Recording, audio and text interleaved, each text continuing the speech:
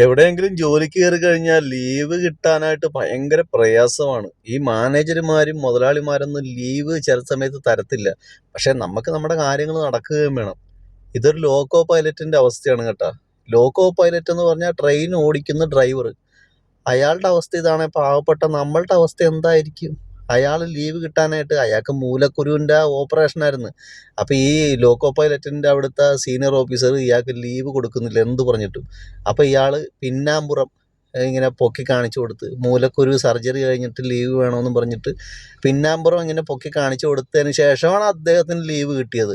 നമ്മൾ ചില സമയത്ത് നമ്മുടെ കാര്യകാരണങ്ങൾ ചിലപ്പോൾ കാണിച്ചു കൊടുക്കേണ്ടി വരും. പക്ഷേ ഈ ഒരു കാണിക്കലുണ്ടല്ലോ, അത് ഏറ്റവും വലിയൊരു തെളിവായി പോയി കേട്ടോ. അത് കാണിച്ചു കൊടുത്തപ്പോൾ തന്നെ ലോക്കോ പൈലറ്റിന് അപ്പം തന്നെ ലീവ് കിട്ടി. അദ്ദേഹം ഒരു നാണവും കൂടാതെയാണ് തുണി പൊക്കി കാണിച്ചു കൊടുത്തത്, സർജറി ചെയ്ത സ്ഥലം കാണിച്ചു കൊടുത്തത്. ഇങ്ങനെ ലീവ് കിട്ടി അദ്ദേഹത്തിന്.